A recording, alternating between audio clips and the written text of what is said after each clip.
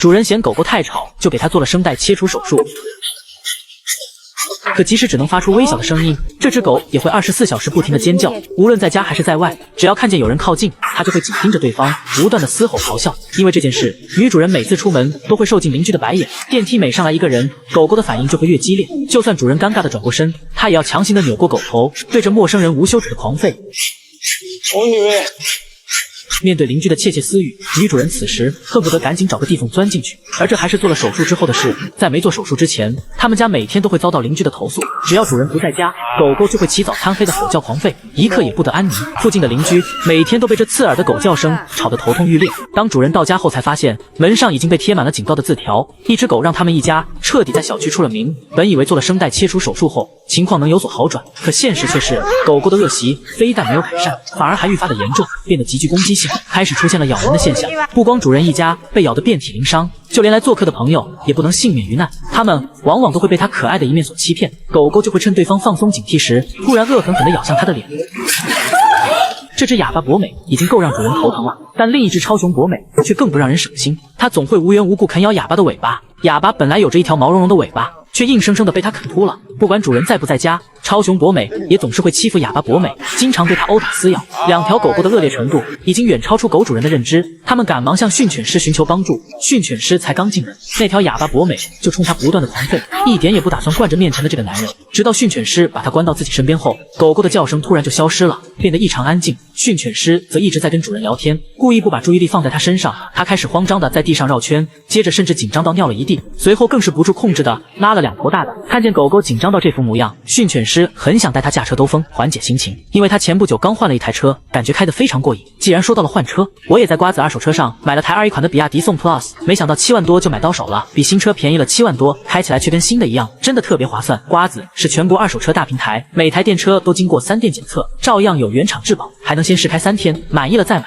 我跟你说，想买二手电车的抓紧找瓜子查询底价吧。进到屋子后，训犬师故意不让狗狗去到主人身边，就是要看看没有主人的帮助，它会是什么反应。一生要强的哑巴博美自然不肯轻易屈服，跟训犬师开始在地面上不断的缠斗。正常的狗在遇到阻碍时，会趴在主人身边盯着主人，但受了惊的哑巴博美却选择了背对主人。看到这一幕后，训犬师觉得很可悲，因为哑巴虽然看上去极具攻击性，但其实它胆子很小，很脆弱，对所有陌生的事物都异常的敏感，所以才会不住控制的尖叫。而那只超雄博美也不是真的超雄，对哑巴的所作所为也并不是真的在欺负它。由于狗主人认为哑巴博美在被摘掉声带后叫不叫都不会影响到别人，索性便不再对它进行约束。但超雄一直都知道哑巴的行为是错误的，每次的殴打撕咬也都是在对它进行警告，你要乖乖的安静一些，不要太吵闹，影响别人。它其实是在帮助主人履行管教的义务。宠物有问题，主人放任不管，反倒是让另一只狗去代管，这难道不可悲吗？现在训犬师要做的就是要拆散这种奇葩的关系，让主人去真正履行自己的职责。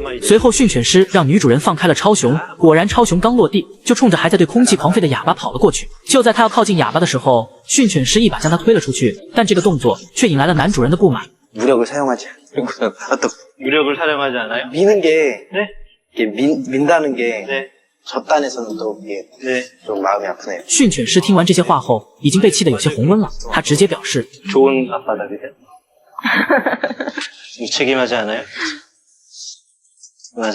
不这么训练，难道要用爱感化他吗？每天给他比个小星星，这样他就能改掉恶习了吗？被训犬师对得有些尴尬的男主人，这时做出了抚摸狗狗的动作，这就像是一个不懂事的小孩子正在偷东西。男主人的动作不是在训诫孩子的错误，反而是在鼓励他这样做的对。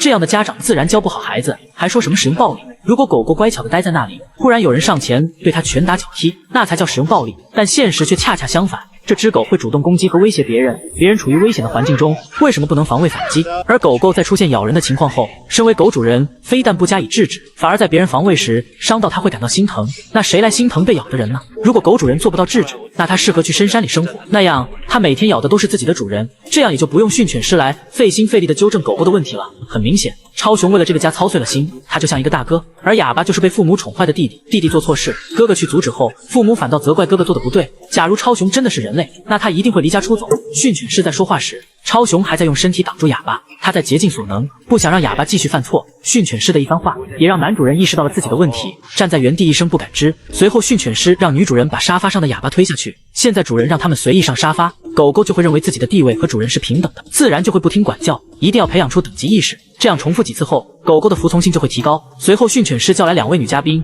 如果狗狗敢对客人不敬，主人就要命令它滚回自己的狗窝，要是狗狗敢偷跑出来，主人就要用眼神死死地盯着它。狗狗能感受到主人的情绪，就会乖乖地回到窝里，这时候再给上一块零食奖励，久而久之，以后家里来了客人，狗狗自己就知道该怎么做了。最神奇的是，哑巴在接受几次训练后，他嘴里的吠叫声就都消失了。本期训犬到此结束。其实有些狗有问题，真就是狗主人一手惯出来的。训犬师经常在训犬的同时，顺带着把主人也训了。